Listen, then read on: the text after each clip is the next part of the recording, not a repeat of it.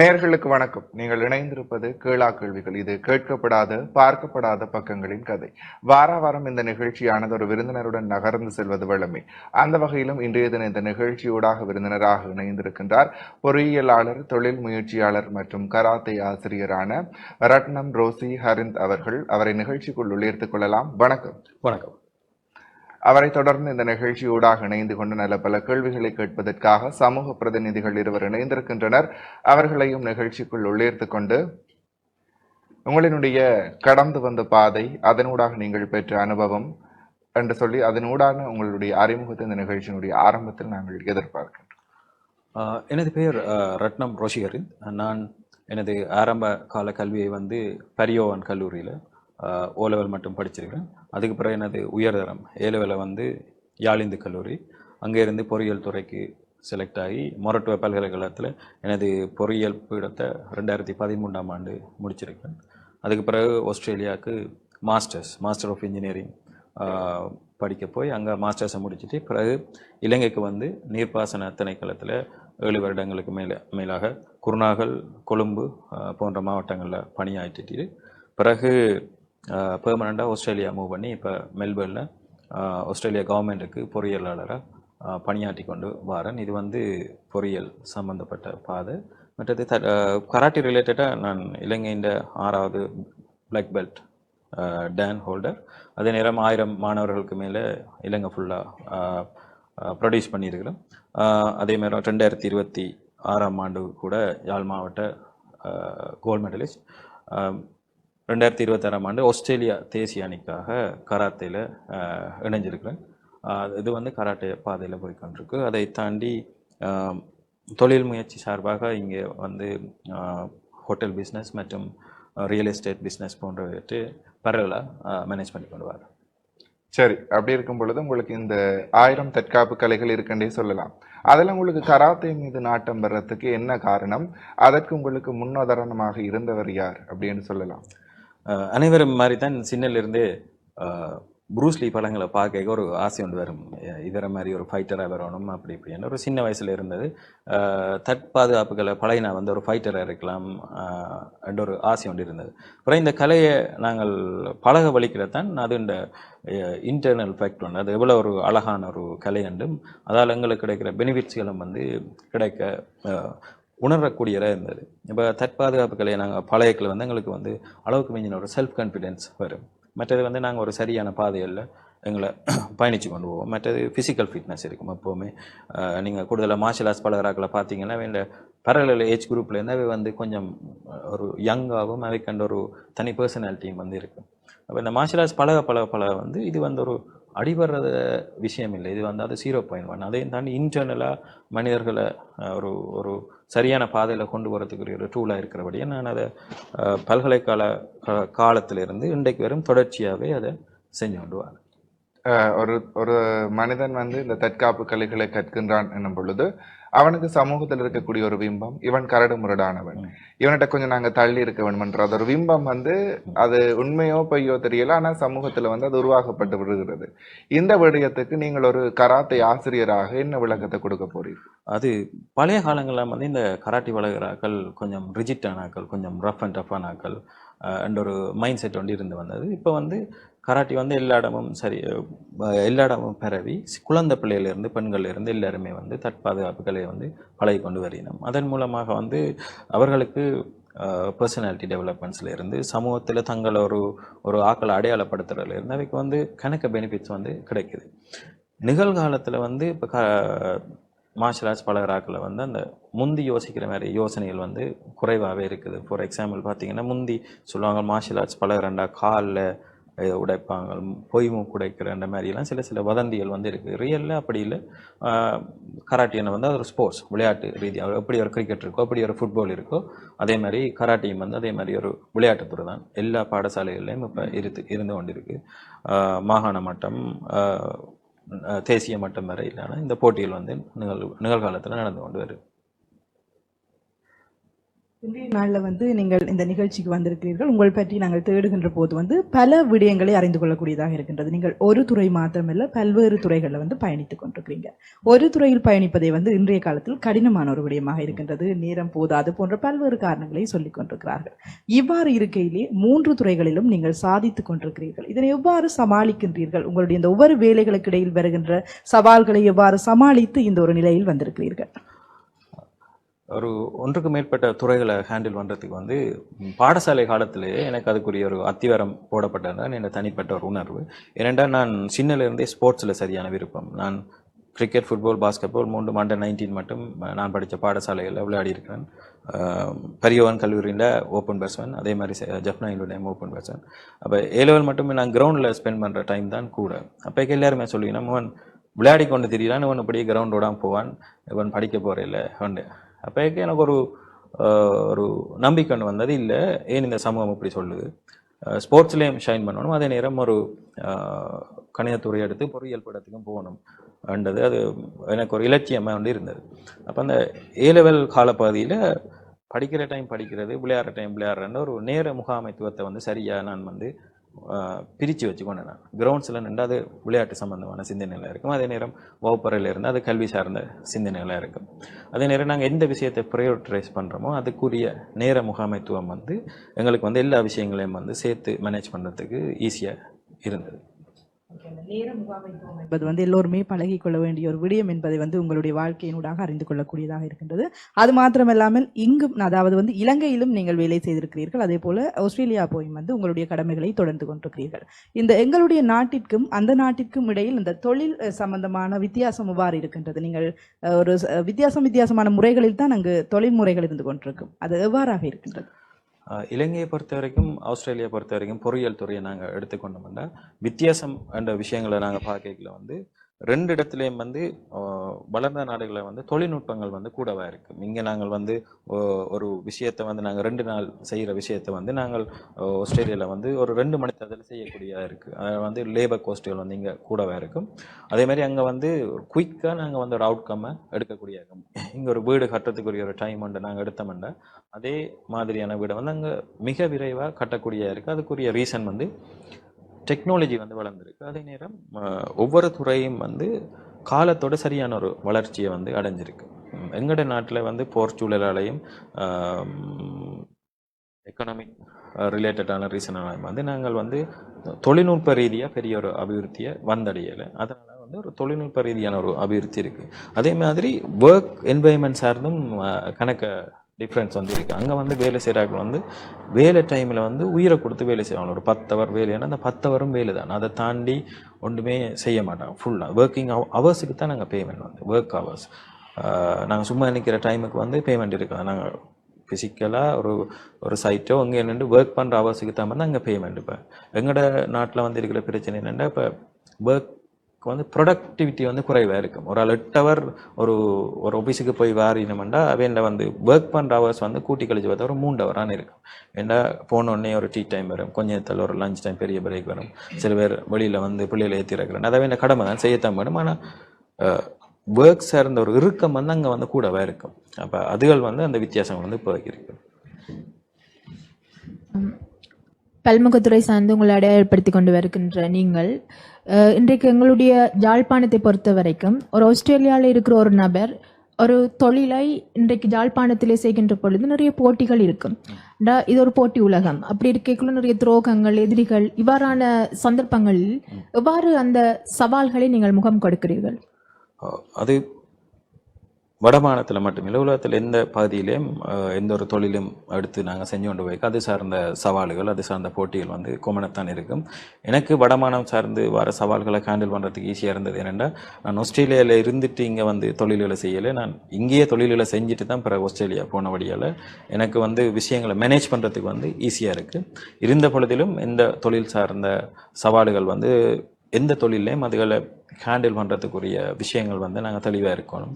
எப்போவுமே மாணவர்கள் சொல்கிற விஷயம் என்னென்னா, நாங்கள் பெஸ்ட்டாக இருக்கணுமெண்டா நாங்கள் வேர்ஸ்ட்டை வந்து சரியாக டீல் பண்ணணுமெண்டு. இப்போ வேர்ஸ்ட்டை சரியாக டீல் பண்ண தெரியாதாக்களில் வந்து நாங்கள் பெஸ்ட்டாக இல்லாத அப்போ எல்லா வகையான இஷ்யூஸ் வரும், எல்லா வகையான சமூக ரீதியான தாக்குதல்கள் வரும், கேரக்டர் அசாசினேஷன்ஸ் வரும், தொழில் சார்ந்த நெகட்டிவ் மார்க்கெட்டிங் எல்லாமே வரும். எல்லாத்தையும் ஃபேஸ் பண்ணி ஒரு படியாக ஏறி போகிறதா வந்து இந்த தொழில் முயற்சியில் வர ஒரு முக்கியமான படியாக இருக்குது. நீங்கள் ஒரு பொறியியலாளராக ஒரு கணிதத்துறையை தேர்ந்தெடுத்து கல்வி கற்று மருத்துவ பல்கலைக்கழகத்திலே பொறியியலாளர் பட்டம் பெற்று வழியில் வந்திருக்கின்ற சந்தர்ப்பத்தில், ஆனால் இன்றைய இளைஞர்கள், இன்றைய மாணவர்கள் ஒரு உயிரியல் கல்வி எடுத்தாலும் சரி, இல்லாட்ட ஒரு கணித பிரிவில் படித்தாலும் அவர்கள் ஒரு புத்தக பூச்சியாக தான் இருக்கிறார்கள். அவ்வாறு அவர்களுடைய பெற்றோர்கள் வளர்க்கிறார்கள் அந்த மாணவர்களை. இணைப்பாட விதமான செயற்பாடுகளில் பிள்ளைகளை அனுமதிப்பது மிக குறைவாக இருக்கிறது. அப்படிப்பட்ட ஒரு சூழலிலே வாழ்கின்ற இந்த மாணவர்களுக்கு நீங்கள் சாதித்த விடயங்களூடாக என்ன சொல்ல விரும்புகின்றீர்கள்? என்னை பொறுத்த வரைக்கும் எல்லா காலத்திலையுமே வந்து பாட விதான செயற்பாடுகளில் ஈடுபடுறாக்கள் வந்து இருந்து கொண்டு இருக்கணும். அந்த காலத்திலையும் சரி, இப்போவும் சரி, படித்து கொண்டு ஸ்போர்ட்ஸையும் செஞ்சு கொண்டு வந்து கொண்டிருக்கணும். தற்காலத்தில் வந்து பல்வேறுபட்ட கலாச்சார சூழல் சவால்கள் வந்து மாணவர்களுக்கு இருக்கிறதால பெற்றோர் வந்து அவை ஒரு நிழல் குடைகளே வச்சிருக்க வேண்டிய தேவை இருக்குது. அது வந்து பெற்றோர் சைட்லேயும் பிள்ளை இல்லை, மாணவர் சைட்லேயும் பிள்ளை இல்லை. என்ன பிள்ளைகளை தனியாக டியூஷனுக்கு அனுப்ப மாட்டேன். இப்போ ஒரு A level படிக்கிற போயை வந்து அம்மா தான் ஸ்கூட்டியில் வந்து இறக்கிட்டு ஏற்றிட்டு போவோம். எங்களோட காலத்துலலாம் மாண்டார்லேயே சைக்கிள் எடுத்துக்கொண்டு தான் போகணும், இல்லாட்டி நடந்து போகணும், ஏதோ எங்களை நாங்களே பார்த்துக்கொள்ள வேண்டிய ஒரு சூழல் வந்து இருந்தது. இந்த காலத்தில் வந்து சமூக சவால்கள் வந்து கூடுறதால பெற்றோர் வந்து அவைய பாதுகாக்க வேண்டி இருக்கிறதாலையும் அதனால் வந்து இணைப்பாட விதான செயற்பாடுகளை வந்து இப்போ பங்கு பெற்ற தன்மை வந்து குறைஞ்சு கொண்டு வருது. கராத்தே பயிற்சிப்பாளராக இருக்கின்ற பொழுது பெண்கள் அதனுடைய கராத்தே பயிற்சியினூடாக எவ்வாறான விழிப்புணர்வோடு இருக்கிறார்கள்? அவர்களுக்கு அது தேவைதானா இன்றைய காலத்தில்? அதாவது இன்றைய உலகம், அது எங்களுடைய யாழ்ப்பாணத்தை பொறுத்தவரையிலே 30 வருஷங்களுக்கு முதல்ல இருந்த அந்த சூழல் இன்றைக்கு இல்லை. ஒரு பாதுகாப்பற்ற சூழல் தான் எங்களுடைய காலத்தில் இருந்து கொண்டிருக்கிறது. அப்படிப்பட்ட ஒரு தருவாயில இந்த பெண்கள் பாதுகாப்புன்றது எவ்வளவு முக்கியம் என்று அனைவருக்குமே தெரியும். அப்படிப்பட்ட பெண்கள் பாதுகாப்பிற்கு இந்த கராட்டி கலை வந்து எத்தகைய உதவியாக இருக்கின்றது? நிகழ்காலத்தில் வந்து பார்த்தா பெண்கள் வந்து எல்லாருக்குமே, பெண்கள் இல்லை ஆண்கள் யாராக இருந்தாலும் சரி, ஸ்ட்ரெஸ்ன்னு சொல்லி நம்ம எல்லாருமே எனக்கு ஒரே ஸ்ட்ரெஸ்ஸாக இருக்குன்னு. நீங்கள் மார்ஷல் ஆர்ட்ஸ் பழகிற மூலம் எந்த ஒரு உடற்பயிற்சிகள் செய்கிற மூலம் வந்து அந்த ஸ்ட்ரெஸ் ஃப்ரீயாக வந்து வாழ்க்கையை வந்து கொண்டு போய் கொண்டு இருக்கலாம். அதே மாதிரி பெண்கள் வந்து எந்த ஒரு வயசு வித்தியாசம் இல்லாமல் அவர்கள் வந்து மார்ஷல் ஆர்ட்ஸ் பழகலாம். அந்த வகைக்கு ஃபிசிக்கல் ஃபிட்னஸ் சரி, இன்டர்னல் ஒரு மென்டல் ஸ்ட்ரென்த் சரி, அதே நேரம் ஒரு சமூக அங்கீகாரமும் கிடைக்கிறது. இப்போ போன வருஷம் எல்லாம் எனது ஒரு மாணவி, அவளுக்கு 43 வயசு, அவளுக்கு 4 பிள்ளைகள் இருக்குது. அவள் தான் வடமானத்தின் தங்க பதக்கம் பண்ணுவா குமிட்டேயில் ஃபைட் இதில். அப்போ அவளுக்கு அது மூலமாக அவளுக்கு பெரிய ஒரு அங்கீகாரம், சமூகத்தில் ஒரு அந்தஸ்து, ஒரு எல்லாரும் வியந்து பாவின ஒரு அம்மாவை 4 பிள்ளைகளையும் வளர்த்து கொண்டு அப்படி ஒரு இந்த போட்டியிலையும் பங்கு பெற்றி வடமானத்தில் முதலாவது இடத்தை பெற்றுக்கொண்டாங்க. அப்போ எந்த ஒரு சவாலையும் வந்து தனிநபர் ஒரு ஆள் அதை எப்படி எடுத்து நாங்கள் அதை எப்படி டீல் பண்ணுறோம் என்ற ஒரு விஷயங்கள்லாம் வந்து தங்கியிருக்கு. அந்த வகையில் பெண்களுக்கு வந்து தற்பாதுகாப்புகளை பழகுறதால வந்து அவைக்கு பெனிஃபிட்ஸ் வந்து மிக கூட. கொஞ்ச நாட்களுக்கு முதல் பெண்களுக்கு பாதுகாப்பு இருந்தது. ஆனா இன்றைய சூழல்ல வன்முறைகளும் பலாத்காரங்களும் அதிகரித்து இருக்கின்றது, குறிப்பாக பெண்கள் மத்தியில. அவர்களுக்கு ஒரு தற்காப்பு என்ற பொழுது இந்த மாதிரியான கராத்தையை பயிலும் பொழுது அவர்கள் தாங்களே பாதுகாத்துக் கொள்ளக்கூடிய மாதிரி இருக்கும்.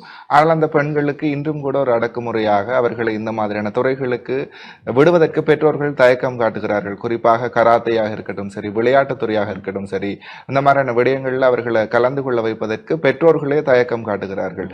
இதற்கு ஒரு ஆசிரியராக நீங்கள் என்ன பதில சொல்ல போகின்றீர்கள்? நான் பார்த்த விதத்தில் வந்து தற்காலத்தில் வந்து பெற்றோர்கள் வந்து சின்ன பெண்களை வந்து கூட வந்து தற்பாதுகாப்புகளில் வந்து ஈடுபடுத்தி கொண்டு வருகிறோம். நடக்கிற டூர்னமெண்ட்ஸில் வந்து கடந்த காலங்களும் பார்க்க இந்த காலத்தில் வந்து மிக கூடிய அளவிலான பெண்களோட பார்ட்டிசிபேஷன்ஸ் வந்து இருக்குது டூர்னமெண்ட்ஸில் வந்து.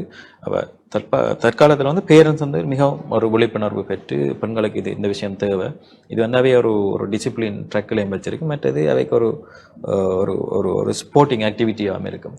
மற்றது ஒரு உடற்பயிற்சி அது செய்கிறலமாக கராட்டி வந்து மிக குறுகிய டைமில் கூட கலோரியை பேர்ன் பண்ணுற ஒரு ஆட்டா வந்து தற்பாதுகாப்பு கலை கராட்டி இருக்குன்றது வந்து ஆய்வுகள் வந்து சொல்லுது. இப்போ நாங்கள் இப்போ எல்லாருமே பேச்சு வந்து டைம் பிரச்சனை, டைம் இல்லைன்னா எல்லாரும் சொல்லி நம்ம டைம் இல்லை, ஏன் குண்டா போய் கொண்டு இருக்கிறீங்க ஒர்க் பண்ணுறீங்க, டைம் இல்லைன்னு சொல்லி நம்ம சரி தங்களை தாங்களே லுக் ஆஃப்டர் பண்ண தெரியாத ஆக்களால் வந்து ஒரு நாளுமே சமூகத்தை பார்க்கலாம்.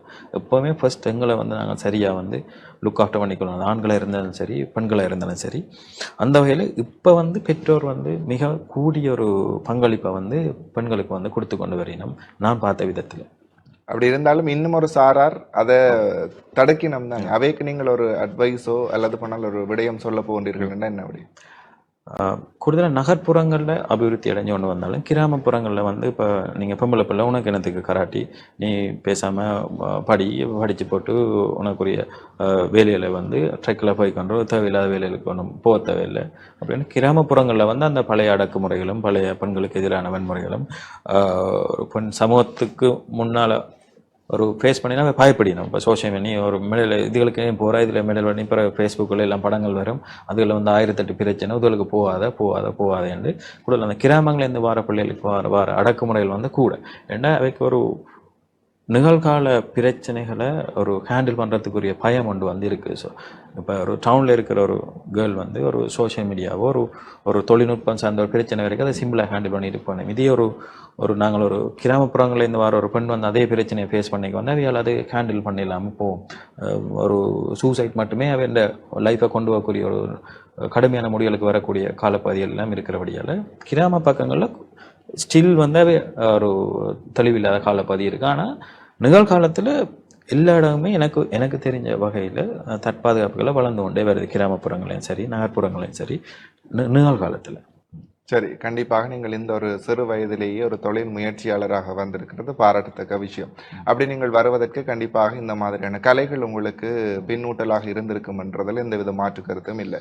இன்றைய இளம் சமுதாயம் வழிமாறி போறதுக்கு இந்த கலைகள் வந்து கற்காதது ஒரு பெரிய காரணமாக இருக்கலாம். ஸோ அந்த விடயத்தை நீங்கள் எவ்வாறு பார்க்கிறீர்கள்? எங்களை எந்த துறையில் நாங்கள் டெவலப் பண்ணணும்னாலும் அதுக்குரிய நேரத்தை வந்து நாங்கள் வந்து ஸ்பெண்ட் பண்ணணும். டைம் வந்து எல்லாருக்கும் இருக்கிற பிரச்சனை வந்து எனக்கு நல்ல ஒரு ரிசல்ட்ஸ் வரணும், ஆனால் நான் படிக்க மாட்டேன். நான் மெடல் அடிக்கணும், ஆனால் நான் ப்ராக்டிஸே வர மாட்டேன். அண்டு எந்த துறையில் நாங்கள் வந்து அளவுக்கு அதிகமான நேரத்தை வந்து நாங்கள் செலவிடுறோமோ அந்த துறையில் வந்து வளரும்.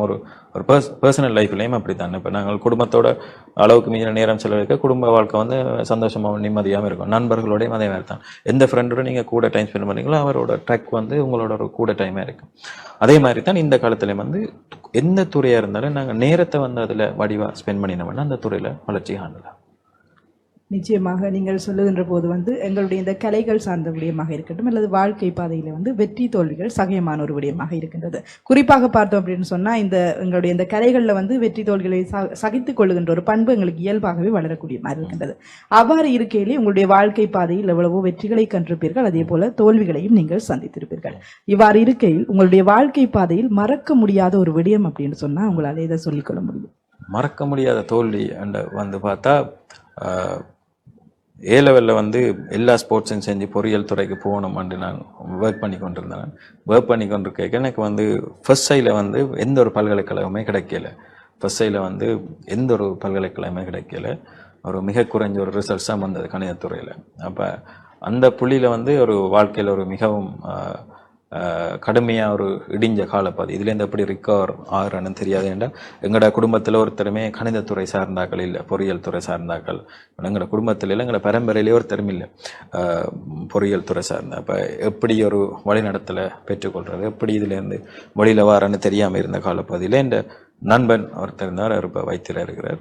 அவன் தான் வந்து செகண்ட் ஷை என்ன மாதிரி படித்தா இதை எடுக்கலாம். நான் அவனை அணுகி வந்து கேட்டேன், செகண்ட் சைடில் வந்து நான் பொறியியல் துறை போகணும், என்ன வழிப்படுத்தி விடுங்க, நீ சொல்லு நான் செய்கிறேன்னு தான் அவன் இது. அதே மாதிரி அவன் சில வழிநடத்தலை சொன்னான். அந்த வழிநடத்தலை அந்த ஒரு வருஷம் ஃபுல்லாக எந்த ஒரு கேள்வியும் கேட்காம அதுலேருந்து எந்த ஒரு மாற்றமும் செய்யாமல் அதே பாதையில் போனான். அதே மாதிரி அடுத்த வருஷம் இலங்கையின் முதலாவது பல்கலைக்கழகமான மொரட்டுவ பல்கலைக்கழகத்தில் பொறியியல் துறைக்கு போனான். இது வந்து ஒரு பெரிய ஒரு டவுன்ஃபாலில் இருந்து ஒரு பெரிய ஒரு வெற்றியை கண்ட ஒரு தன்னிறை உண்டு. அதே மாதிரி அந்த விஷயம்தான் வாழ்க்கையில் ஒரு பெரிய தோல்வியும் அந்த விஷயத்தில் ரிக்கவர் ஆனதான் என் லைஃப்பில் கிடைச்ச ஒரு பெரிய ஒரு வெற்றியாகவும் நான் தனிப்பட்ட ரீதியாக கருதுகிறேன். நிச்சயமாக நீங்கள் தனிப்பட்ட ரீதி என்று சொல்லக்கூடிய ஒரு விடயம் பலருடைய வாழ்க்கையில் மாற்றத்தை ஏற்படுத்தும் அப்படின்னு சொல்லி நான் நினைக்கிறேன். என்று சொன்னால் இன்றைய கால மாணவர்களை எடுத்து பார்த்தோம் என்று சொன்னால் சாதாரணமாக அந்த பாடசாலை காலங்களில் எடுக்கின்ற அந்த புள்ளிகளை கூட அவர்களால் ஏற்றுக்கொள்ள முடியவில்லை. குறைவாக புள்ளிகள் பெற்றுவிட்டால் பாடசாலைக்கு செல்வதை தவிர்ப்பது, கவலை கொள்வது, இவ்வாறு பல விடயங்களை செய்து கொண்டிருக்கிறார்கள். இன்றைய கால மாணவர்கள் வெற்றி தோல்விகளை ஏற்றுக்கொள்கிறார்கள், சிலரை அவர்களால் ஏற்றுக்கொள்ள முடியாமல் தவிக்கிறார்கள். இப்படிப்பட்ட மாணவர்களுக்கு நீங்கள் சொல்லக்கூடிய அறிவுரை என்னவாக இருக்கும்? If there is a problem there is a solution என்று சொல்கிறேன் நான் எப்போவுமே. என்னென்னா ஒரு இடத்துல ஒரு பிரச்சனை இருந்தேன்டா அதுக்கு ஒரு பதிலும் இருக்குது, அதுக்கான ஒரு வழி இருக்குது. அதே மாதிரி ஒரு விஷயத்தில் நாங்கள் தோல்வி அடைஞ்சோம்டா அது எந்த புள்ளியால் தோல்வி அடைஞ்சோம், எந்தெந்த காரணங்களால் தோல்வி அடைஞ்சோம், அந்த புள்ளியிலேருந்து நாங்கள் அதை வெல்றதுக்கு என்னென்ன சேர்த்துட்டங்களை மேற்கொள்ளணுமன்றதை வடிவாக இனங்கண்டு அந்த ஒரு கராத்தே பயிற்றுவிப்பாளராக, நன்கு கராத்தே அறிந்தவராக நீங்கள் உங்களுக்கு பல்வேறுபட்ட தனிப்பட்ட பிரச்சனைகள் ஏற்பட்டிருக்கும். அப்படிப்பட்ட ஒரு பிரச்சனைகள் வருகின்ற பொழுது ஒரு சிறந்த ஒரு கலைஞன், ஒரு சிறந்த ஒரு வீரன் தனக்கு ஒரு பிரச்சனை வருகின்ற போது அந்த பிரச்சனையிலிருந்து விலகத்தான் பார்ப்பாரே தவிர எனக்கு நிறைய தற்காப்பு கலைகள் தெரியும், என்னோட சண்டைக்கு வாண்டி சொல்லி ஒருத்தரும் போக மாட்டினோம். அப்படிப்பட்ட ஒரு சூழல்ல நீங்கள் எவ்வாறு உங்களுக்கு வருகின்ற பிரச்சனைகளை கையாண்டிருக்கின்றீர்கள்? ஒரு தனிப்பட்ட ரீதியாக பார்த்தோம்னா இப்போ எங்களை நோக்கி பிரச்சனை வரைக்கல எப்போவுமே அது இந்த விளைவு என்னது நாங்கள் அனலைஸ் பண்ணோம். இப்போ எனக்கு தற்பாதுகாப்புகளை தெரியுமென்று போட்டு நாங்கள் யாரோ கிக் அடித்தா ஒரு யாருக்கு எதாவது நடந்தாலும் நடக்கும், ஆஸ்பத்திரிக்கு போகலாம், ஏதோ என்ன நடக்கலாம். ஆனால் அதை நாங்கள் செய்ய மாட்டோம். ஏனெண்டா நாங்கள் ஒவ்வொரு நாளுமே பயிற்சிகள் இருக்க சரி, ஒவ்வொரு இன்ஜர்ட்லேருந்து எல்லாமே எங்களுக்கு அந்த வலிகள் தெரியும். ஒவ்வொரு காலில் பெயின் வரும், கையில் பெயின் வரும், ஒரு மெச்சல் போயிருக்க ஏதோ ஒரு பெயின்களில் வரும். இப்போ அந்த வலி உணர்ந்தவரும் சரி, ஒரு விஷயத்தில் வர விளைவுகளையும் தெரிஞ்சாக்கள் சரி, அந்த விஷயத்தை நோக்கி போக மாட்டோம். நாங்கள் ரோட்டில் போய்க்க எப்படியோ எல்லாருக்கும் வர வேண்டிய சில பிரச்சனை வாகனங்களில் குறுக்களை வரும், சண்டைக்கு வரும், நேரம் வந்தாலும் எதையுமே நிக்லேட் பண்ணிவிட்டு அந்த இடத்துல எடுக்கிற முடிவுகள்லாம் எங்களை எதிர்காலத்தில் பாதுகாப்பாக வச்சிருக்கிறது. ரோட்டில் ஒரு ஆள் சண்டைக்கு வரனோடு நாங்களும் வானத்தில் இறங்கி அடிவாட்டுக்கு போனால் 2 பேருமே நாளைக்கு சட்ட ரீதியான பிரச்சனைகளுக்கான இருக்கணும். எப்போவுமே ஒரு பிரச்சனையிலேருந்து எங்களை எப்படி பாதுகாத்து கொள்வது, அது தனிப்பட்ட ரீதியாக இந்த இது ஒரு அடிபாடு மூலமாக இந்த ஒரு பிரச்சனையும் தீர்க்க இயலாது என்றது இந்த தனிப்பட்ட ஒரு முடிவு. அதே மாதிரி தான் பிரச்சனையை நிக்லெக்ட் பண்ணுறதா இதுக்குரிய சரியான ஒரு வழிநடத்தல இருக்குது. பெண்களுடைய தற்கொலைகள் என்றது அதிகமாக இருக்கிறது. அதற்கு காரணம் மன வலிமை குறைந்ததாக இருக்கிறது, சிறு தோல்விகளை ஏற்றுக்கொள்ள முடியாது, ஒரு பிரேக்கப், இப்படியான காரணங்களால் பெண் பிள்ளைகள் தற்கொலை முயற்சிகளில் ஈடுபடுகிறார்கள். ஆனால் இவ்வாறான ஒரு விளையாட்டுத் துறைகள், கலைகள் ஒரு மன வலிமையை கொடுக்கிறது. அதோடு மட்டும் இல்லாமல் ஒரு டிசிப்ளினை கொடுக்குது. இப்படித்தான் வாழணும், நேர முகாமைத்துவம், ஒரு இனியில் ஒரு மன உறுதியை கொடுக்கின்ற ஒரு சந்தர்ப்பத்தில் இன்றைக்கு நாங்கள் ஒரு தற்காப்பு கலை தெரிந்த ஒரு பெண் ஒரு சமூகத்திலே பொது வழியிலே ஒரு பஸ்லேயோ இல்லாட்டா எங்கேயோ ஒரு இடத்துல போகின்ற பொழுது ஏனைய ஒரு சக தோழிக்கோ அல்லது சக மனிதர்களுக்கோ ஒரு பிரச்சனை எடுக்கின்ற பொழுது அவர்கள் அதை தட்டி கேள்வி கேட்கக்கூடிய ஒரு மன வலிமை கொண்டவர்களாக இருப்பார்கள். அப்படிப்பட்ட ஒரு சூழல்ல நீங்கள் உங்களுடைய பயிற்சிக்கு வருகின்ற அந்த மாணவர்களுக்கு, அதாவது குறிப்பாக பெண் பிள்ளைகளுக்கு எவ்வாறான ஒரு விழிப்புணர்வு செய்தியை நீங்கள் வழங்குகின்றீர்கள்? கூடுதலாக தான் எந்த ஒரு பிரச்சனையும் ஆரம்பத்திலேயே அதை ஒன்று டீல் பண்ணணும், அதை சார்ந்து தீர்த்து வைக்கணும்.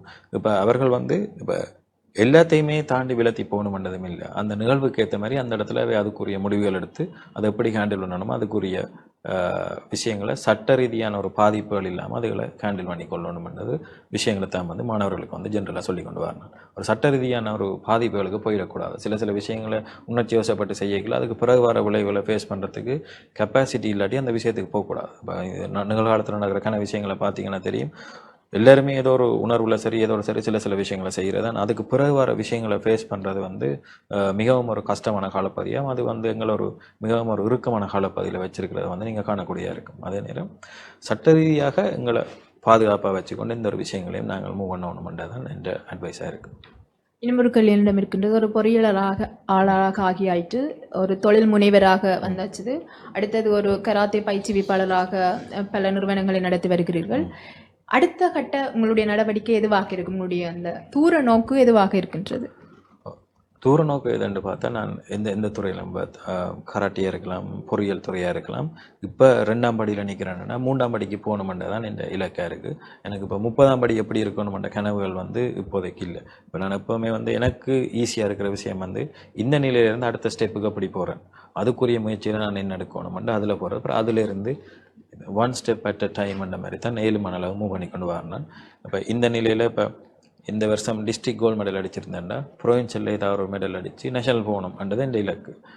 அதே மாதிரி இன்ஜினியரிங் துறையில் வந்து ஆஸ்திரேலியா கன்ஸ்ட்ரக்ஷன் கணக்கை ஒர்க் பண்ணிக்கணும். இது ஒரு காலத்தில் ஒரு தனியாக ஒரு சொந்தமாக ஒரு கம்பெனியை நாங்கள் ஆரம்பிக்கணும்ன்றது இந்த ஒரு அடுத்த கட்ட இலக்கில் வந்து இருந்து கொண்டு இருக்கு. சரி, நீங்கள் ஆஸ்திரேலியாவிலேயுமே ஒரு பணியாற்றி இருக்கக்கூடிய ஒரு நபர். அப்படி இருக்கும் பொழுது அங்கே இருக்கக்கூடியவர்கள் இந்த கராத்தே, இந்த தற்காப்பு கலைகளில் ஆர்வம் காட்டுற வீதமும் எங்களுடைய நாட்டவர் ஆர்வம் காட்டுற வீதமும் எவ்வாறு இருக்கு? ஆஸ்திரேலியா பொறுத்த வரைக்கும் அது நார்மலாகவே ஒரு ஸ்போர்ட்ஸ் கண்ட்ரி. அங்கே வந்து விளையாட்டுத்துறைக்கு இருக்கிற மரியாதை வந்து சரியான கூட. இப்போ எனக்கு ஒரு டூர்னமெண்ட்னா கூட எனக்கு வேலையில் வந்து லீவ் எடுக்கிற வந்து சரியான ஈஸியாக இருக்கும். நான் ஸ்ரீலங்காவில் டூர்னமெண்ட் நான் போயிட்டு வரேன்னா அவங்க விஷ் பண்ணி வாழ்த்தி அனுப்பி வைப்பாங்க, போயிட்டு வாங்க சேர்ந்த விளையாட்டு ரீதியாக வர ஒரு மதிப்பு வந்து கூட. அதே எங்களோட சமூகத்தில் இருக்கிற பிரச்சனை வந்து விளையாடுறவங்க வந்து ஏதோ ஒரு ஒதுக்கி வைக்கப்பட்ட ஒரு ஆளை தான் பார்ப்போம். இப்போ நாங்கள் ஸ்கூலில் ஒரு டியூஷனுக்கு போய் எனக்கு மேட்ச் இருக்கு நான் போகணுமெண்டா சார் 2 தடியெல்லாம் அடிப்பாருங்க, உனக்கு என்ன விளையாட்டு இந்த டைமில் படிக்கிற வேலையை பாருங்க. இப்போ தொழிலே அதே பிரச்சனை. இப்போ தொழிலில் இங்கே ப்ரொஃபஷனலுக்கு போனாக்கள் 7 மணி நேரம் ஸ்போர்ட்ஸை பேலன்ஸ் பண்ண இல்லாமல் இருக்குது. என்ன ரீசன்டா தொழிலோட விளையாட்டுத்துறையை மேனேஜ் பண்ண இல்லாமல் இருக்கும். எனக்கு சனிக்கிழமை ஏதாவது ஒரு மேட்ச் இருக்கும், அதே நேரம் சனிக்கிழமை வேலை கட்டாயமே வந்து நிற்கணுமென்ற ஒரு சூழ்நிலை வந்து இருக்கும். அதே நேரம் அந்த ஸ்போர்ட்ஸ் ப்ரொஃபஷனல் பேலன்ஸ் பண்ண வந்து சரியான கஷ்டம் எங்களோட நாட்டில். இதே வந்து ஃபொரினில் வந்து அவங்க அதுக்குரிய சரியான வேயை வந்து ஓப்பன் பண்ணியே வச்சிருக்கிறாங்க, அதுக்குரிய ரெஸ்பெக்டும் வந்து இருக்குது. இந்த விஷயங்கள் வந்து மிகவும் முக்கியமானதாக இருக்குது. சரி, அதை தாண்டி இன்னொரு விடயம் குறிப்பாக பார்க்கும் பொழுது ஒரு கராத்தே பயில வேணும் என்று சொல்லி ஒரு ஆரம்பகட்ட நிலையில் இருக்கக்கூடிய ஒரு மாணவன் எவ்வாறு தன்னை தயார்படுத்த வேணும் இந்த துறைக்குள்ள வாரத்துக்கு, அந்த விடயங்களை சொல்லுங்க. இப்போ ஒருத்தர் வடமானத்துலேயோ எங்கேயோ சரி இப்போ கராத்தே பலவோணம் வண்டி இருக்கிறார்கள். அப்படியாவே இந்த பிரதேசத்தில் ஏதோ ஒரு இடத்துல ஒரு கராத்தே வகுப்புகள் நடந்து கொண்டிருக்கும். அந்த வகுப்புகளில் போய் அவை வந்து ஜாயின் பண்ணினா அவை வந்து அவை இந்த ஆசிரியர்கள் வந்து அவர்களை டெவலப் பண்ணிக்கொண்டு அதுக்குரிய பாதையில் வந்து அவையை கூட்டிக் கொண்டு போயினோம். இப்போ இந்த கிளப்புக்கு தான் போகணும், அந்த கிளப்புக்கு தான் போகணும் இல்லாமல் அவைக்கு எது கம்ஃபர்டபுளாக இருக்கும் அங்கே போகிற இடத்துல வந்து அவை வந்து எல்லா ஆசிரியருமே இங்கே இருக்கிறார்கள் திறமையானார்கள். அவை இந்த பாதையை வந்து கராத்தே துறையில் அவை வந்து லீட் பண்ணி கொண்டு வழி நடத்தி கொண்டு போய் கொண்டிருப்பீங்க. இந்த துறைக்குள்ள வரணும்னு சொன்னால் ஏதாவது கட்டுப்பாடு, இந்த மாதிரியான விடயங்களை ஃபாலோ பண்ண வேணும் அப்படின்னு சொல்லி ஏதாவது இருக்குதா? தனிப்பட்ட ரீதியாக நானும் எனது மாணவர்களும் வந்து நெவர் ட்ரிங்க் நெவர் ஸ்மோக். நாங்கள் மதுவோ புகைப்பதோ இல்லை. நானும் சரி எனது மாணவர்கள் சரி. நான் பல்கலைக்கழக படிப்பை முடிச்சிருக்கிறேன், ஃபாரினில் தான் இருக்கிறேன். நான் என் நண்பர்கள் இல்லை, என் மாணவர்கள் ஒருத்தருமே வந்து நானும் எனது மாணவரும் நெவர் ட்ரிங்க் நெவர் ஸ்மோக். அது வந்து எங்களோட ஒரு ஹேபிட்டை வந்து நாங்களாக இருந்து கொண்டு வர்றது. அப்படித்தான் இருக்கணும் இல்லை, ஒருத்தர் தனிப்பட்ட சாய்ஸ். நானும் எனது மாணவர்களை நாங்கள் எடுத்த பாதை வந்து அந்த சாய்ஸ் பண்ணோம். அது வந்து எங்களுக்கு என்னத்தை தருதுன்னா ஒரு கான்ஃபிடென்ட் ஒன்று தருது. எப்போவுமே ஒரு ஸ்ட்ராங்காக இருக்கிற ஒரு மென்டாலிட்டியை வந்து தருது. மற்றது சமூகத்தில் வந்து யூனிக்காக காட்டு. அப்போ இந்த விஷயங்களை வந்து ஒவ்வொருத்தரும் தங்களுக்கு ஏற்ற ஒரு டிசிப்ளின் ட்ரெக்கை வந்து அதில் சூஸ் பண்ணிக்கொள்ளலாம். இப்போ வந்து நீங்கள் மாணவர்கள் என்று சொல்லி பார்க்கின்ற போது வந்து எங்களுடைய ஏனைய பாடங்களைப் போல இப்போ கணிதம் அதுபோல் தமிழ் அந்த பாடங்களைப் போல வந்து மாணவர் வந்து வகுப்பறையில் படிப்பித்து விட்டு சென்றால் போதுமென்று இல்லை. இது வந்து ப்ராக்டிக்கல் செஷன் எல்லாம் இருக்கக்கூடிய மாதிரி இருக்கும். ஸோ மாணவர்கள் என்று சொல்லி பார்த்தால் பெண்களும் ஆண்களும் அந்த கலைக்கு வரக்கூடியவர்களாக இருப்பார்கள். குறிப்பாக பெண்களுக்கு இந்த கலையை நீங்கள் பயிற்றுவிக்கின்ற போது எதிர்நோக்குகின்ற சவால்கள் என்ன? பெண்களுக்கு இந்த கலையை பயிற்றுவிக்க வர சவால்கள் என்னென்று வந்தால், பெண்களை குரூப்பாக வந்து ஹேண்டில் பண்ணுறது மிகவும் ஒரு கஷ்டமான ஒரு இதாக இருக்குது. இப்போ ஒரு ஆண்கள் குரூப் டீமை வந்து ஒவ்வொரு வருஷமும் விளையாடுற டீம் வந்து எப்போவுமே ஒரு பலமான அணியாக ஒரு 5 வருஷம் ஒரே டீம் வந்து இருக்கும். பெண்களில் இருக்கிற சமூக பிரச்சனைன்னா அவை ஒரு குரூப்பாகி ஒரு இடத்துல விட்டால் அந்த குரூப் நிலையாக நிற்குது இல்லை. அது ஒவ்வொரு வருஷம் புது டீமே உருவாக்க வேண்டியது இருக்குது. ஒன்றில் அவைக்கிடையில் மனஸ்தாபங்கள் வந்து கொண்டிருக்குது. அது வந்து பிள்ளையாண்டு இல்லை, அது அவன் நேச்சர் வந்து அப்படியே இருக்கிற வழியில்.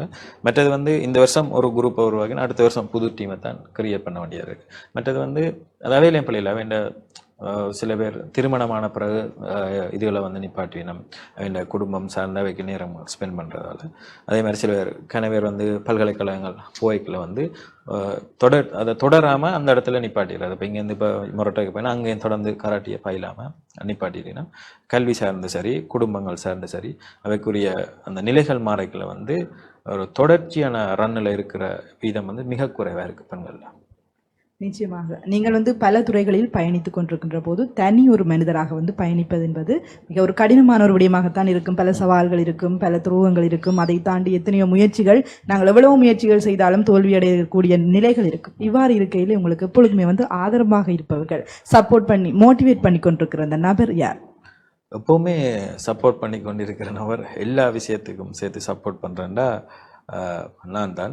சரி, எனக்கு நானே தான் எப்போவுமே சப்போர்ட். ஏன்னா இதனால் நான் ஒருத்தரை நான் குறை சொல்கிறான் இல்லை, அது எல்லாருக்குமே அந்த மனநிலை இருக்கணும். நாங்கள் விழுந்தால் நாங்கள் தான் எழும்பணும், நாங்கள் ஒரு வெற்றி என்ன பண்ணால் அதுக்கு நாங்கள் தான் ரீசன். எங்களை சுற்றி நடக்கிற எல்லா விஷயங்களுக்கு நாங்கள் தான் பொறுப்பு. அது நாங்கள் டவுன்ஃபாலில் போனாலும் சரி, அடுத்தடுத்த இதில் வெற்றி போனாலும் சரி, நாங்கள் இன்னொரு ஆளை நாங்கள் டிபெண்ட் பண்ணியிருந்தாலோ, இன்னொரு ஆளோட மென்டல் மோரல் சப்போர்ட்டை நாங்கள் எதிர்பார்த்துருந்தாலோ, அது வந்து ஏதோ ஒரு புள்ளியில் வந்து ஒரு மெனக்கசப்பை வரும். அதே நேரம் எனக்கு தனிப்பட்ட சில தியரிகளை நான் ஃபாலோ பண்ணுறேன். இப்போ எனது ஃபேமிலியையும் என்ற தொழிலையும் மிங்கிளாக விடுறதில்ல, ஃபேமிலியை வந்து எந்த ஒரு வகையிலும் தொழிலில் தலையிட விடுறதில்ல. அது ஒரு அந்த இடைவெளி வந்து மிகவும் ஒரு நிம்மதியான ஒரு இதாக இருக்கிறது. ஃபேமிலி லைஃபும் ஹாப்பியாக இருக்கும், அதே நேரம் தொழில் இதாக இருக்கும். மற்றது தொழிலில் வர சவால்கள் இதுகளை வந்து நான் வீட்டை கொண்டு வரல. 5 மணியோட அது சரி, இன்ஜினியரிங் வேலையில் 5 மணி 8 ஒரு இது வந்தால் வீட்டை போய்க்கில் சிரிச்ச முகத்தோட போவேன். அப்புறம் வீட்டை இங்கே வர பிரச்சனையை வீட்டை கொண்டு வரல. இப்போ அந்த முதலே சொன்ன மாதிரி அந்த டைம் மேனேஜ்மெண்ட், தொழில் டைமில் தொழில், குடும்ப வாழ்க்கை டைமில் குடும்ப வாழ்க்கை, இதுகள் வந்து ரெண்டையுமே நிம்மதியாக கொண்டு வரதுக்கு ட்ராவல் ஹெல்ப்ஃபுல்லாக இருக்கும். சரி, அப்படி இருக்கும் பொழுது இன்னொரு விஷயம் நீங்கள் சொல்லியிருந்தீங்க, ஆஸ்திரேலியாவை எடுத்து பார்க்கும் பொழுது அங்கே இருக்கக்கூடியவர்கள் அந்த ஸ்போர்ட்ஸுக்கு அவ்வளோ முக்கியத்துவம் கொடுக்குறார்கள், இந்த மாதிரியான கலைகளுக்கு வந்து அவ்வளோ ரெஸ்பெக்ட் பண்ணுறாங்க. ஆனால் இங்கே அந்த விதம் குறைவாக இருக்கின்றத விடயத்தை நீங்கள் பதிவிட்டிருந்தீங்க. அப்படி இருக்கும் பொழுது இந்த கலைகளை கற்க வருகின்ற மாணவர்களினுடைய மனநிலை எவ்வாறு இருக்கின்றது? குறிப்பாக ஒரு விடயத்தை நாங்கள் ஆழ்ந்து நேசிக்கும் பொழுதுதான் அந்த விடயம் எங்களுக்கு இலகுவாக அதை நாங்கள் கற்றுக்கொள்ளக்கூடிய மாதிரி இருக்கின்றது. இங்கே அந்த ஒரு கலையை கற்க வருகின்ற மாணவர்கள் அதை ஆழ்ந்து நேசித்து வருகிறார்களா, அல்லது போனால் ஒரு கராத்தே வீரன் என்று வெளியில தன்னை பறைசாற்றும் பொழுது அதில் ஒரு கெத்து கிடைக்கும் என்ற அந்த ஒரு விடயத்துக்காக வருகின்றார்கள்? வடமான பொறுத்த வரைக்கும் ஆழ்ந்து நேசித்த மாணவர்கள்லாம் வந்து அந்த துறையில் தொடர்ச்சியான பயிற்சியெல்லாம் இருக்கணும். சில பேர் வந்து சில சிறு வயசில் சில பெற்றோரோட கட்டாயத்துக்கு சில மாணவர்கள் வர பார்ப்பினா ஒரு குறிப்பிட்ட வயசு, அதை தாண்டி வர மாணவர்கள்லாம் அவையாக விரும்பி அவையாக கண்டக்ட் பண்ணி தான் இந்த இதில் போகணும், இந்த ட்ரெக்கில் போகணும் என்ற ஒரு அவையாக ஓனாக சூஸ் பண்ணி வர ஒரு துறையத்தான் வந்து இருந்து கொண்டு இருக்குது. புலம்பெயர் தேசத்திலே வாழ்கின்ற எங்களுடைய தமிழர்கள் இன்றைக்கு எங்களுடைய வட மாகாணத்தில் குறிப்பாக ஜாழ்ப்பாணத்திலேயே தங்களுடைய பொருளாதார முதலீடுகளை செய்கின்ற பொழுது அவர்கள் வரவேற்கப்படுகிறார்களா, இல்லைன்னு சொல்லி சொன்னால் அவர்கள் புறக்கணிக்கப்படுகிறார்களா? என்று சொல்லி சொன்னால் புலம்பெயர் தேசத்தினுடைய முதலீடு வந்து எங்களுடைய பொருளாதாரத்தில் மிகவும் ஒரு